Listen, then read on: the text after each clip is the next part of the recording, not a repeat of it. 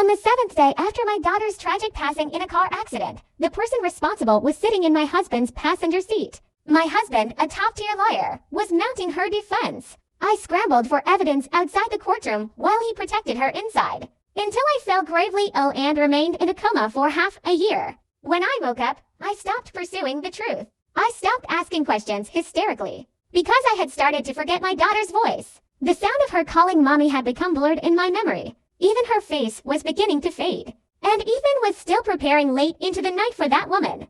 That day, he couldn't find his case files and snapped at me impatiently. "Where's the folder I asked you to put away the night before last?" I walked to the study doorway with empty eyes. "What?" he sneered coldly. "Playing dumb? You're best at remembering these things, aren't you?" I lowered my eyes and stayed silent for a long time. "I was just thinking," I said softly, "what my daughter looked like. I can't quite remember anymore." The air suddenly froze. The documents in Ethan's hand scattered across the floor. And I stood there, trying desperately to recall that little face that should have been carved into my bones. But all that remained was a blurry glow. Learned a new tactic. Trying to get my attention with this indifferent attitude, Ethan's expression was dark. "Tara, I know you're angry that I'm defending Rachel. But I'm a lawyer. I won't abandon any client. Besides, Rachel is innocent." I looked confused. "Why are you explaining all this to me?" I didn't even mention Rachel. Ethan's angry expression instantly froze. A flicker of guilt appeared in his eyes. "Forget it.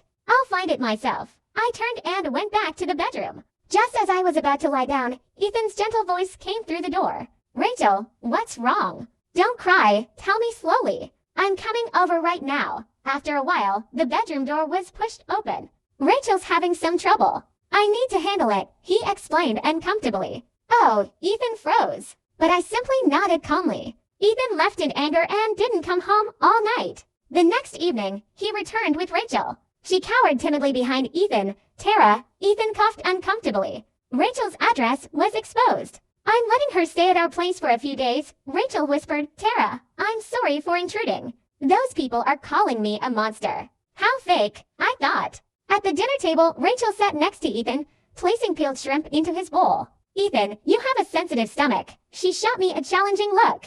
I just quietly sipped my soup. "Tara, what are you making a fuss about now? What happened to Nina was an accident. Why do you insist on blaming Rachel?" Ethan's voice turned cold. Rachel started crying. "Maybe I should just leave." Ethan